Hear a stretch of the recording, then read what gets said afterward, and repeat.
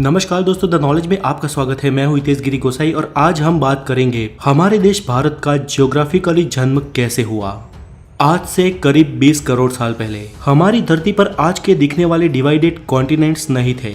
उस वक्त सिर्फ एक सुपर कॉन्टिनेंट या महाखंड हुआ करता था जिसे नाम दिया गया पैंजिया, और इसके चारों ओर सिर्फ एक महासागर था जिसका नाम था पैथालासा। और आज के सारे खंड इसी महाखंड पैंजिया में से विखंडित होके बने हैं। ये थियरी देने वाले वैज्ञानिक अल्फ्रेड वेगनर थे और उनका यह भी मानना था कि उसी वक्त उस महाखंड पे रेंगने वाले जीवों का विकास हुआ। दोस्तों, पृथ्वी के गर्भ में लगातार प्लेट्स खिसकती रहती है जिसके चलते धरती पर निरंतर बदलाव होते रहते हैं, लेकिन ये बदलाव लाखों या करोड़ों सालों बाद दिखाई देते हैं। और इन्हीं बदलावों के चलते आज के ये दिखने वाले कॉन्टिनेंट्स का जन्म हुआ और उनके साथ ही हमारे देश भारत का भी। अल्फ्रेड की थियरी के अनुसार प्लेट के सरकने से सबसे पहले पैंजिया सुपर कॉन्टिनेंट के दो भाग हुए, जिसके उत्तरी हिस्से को लारेंसिया और दक्षिणी हिस्से को गोंडवाना लैंड कहा जाता है।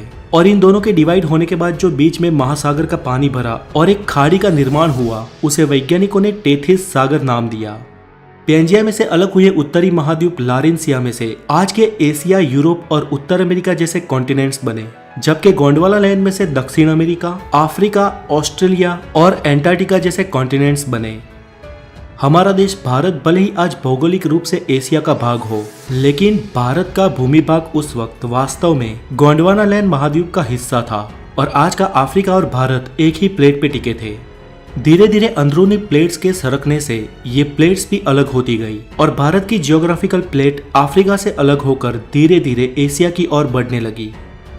वो आज के लद्दाख हिस्से की ओर लगातार बढ़ती रही और एक समय इस प्लेट का एशिया के लद्दाख वाले हिस्से पे टकराव हुआ।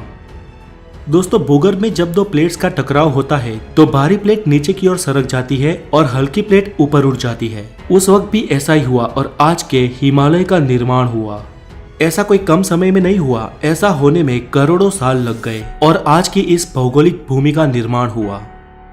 दोस्तों, आज भारत सिर्फ एक ही टेक्टोनिक प्लेट पे टिका है और लगातार ये भारत की भारी प्लेट हिमालय की ओर दब रही है और हिमालय दिन ब दिन ऊपर उठ रहा है। इसके साथ ही हिमालय के सारे पर्वतों की और माउंट एवरेस्ट की हाइट भी साल दर साल बढ़ रही है। दोस्तों, इस थियरी को सिद्ध करने के लिए अल्फ्रेड ने यह भी कहा कि आज के दिखने वाले सारे कॉन्टिनेंट एक दूसरे में फिट होते हैं और आज अगर किसी तरह इन सबको एक किया जाए तो फिर से पैंजिया सुपर कॉन्टिनेंट का निर्माण हो सकता है। चले, ये तो एक संयोग भी हो सकता है, लेकिन अल्फ्रेड ने अलग अलग विस्तार में जाके उस महाखंडों की जीव सृष्टि का और प्राचीन खड़कों के अवशेषों का अवलोकन किया तो ये मालूम हुआ कि विविध अवशेष अलग अलग खंड में एक समान ही थे। इसके साथ ही अल्फ्रेड ने अपनी इस थियरी को सिद्ध करने के लिए कई सारे उदाहरण दिए। फ्रेंड्स, इस प्लेट्स के टकराव से भूकंप और ज्वालामुखी का खतरा रहता है। वैसे भारत में तो कोई खास सक्रिय ज्वालामुखी नहीं है, लेकिन हमारी इस एक प्लेट के सरकने से कभी कभी भूकंप के झटके महसूस होते हैं।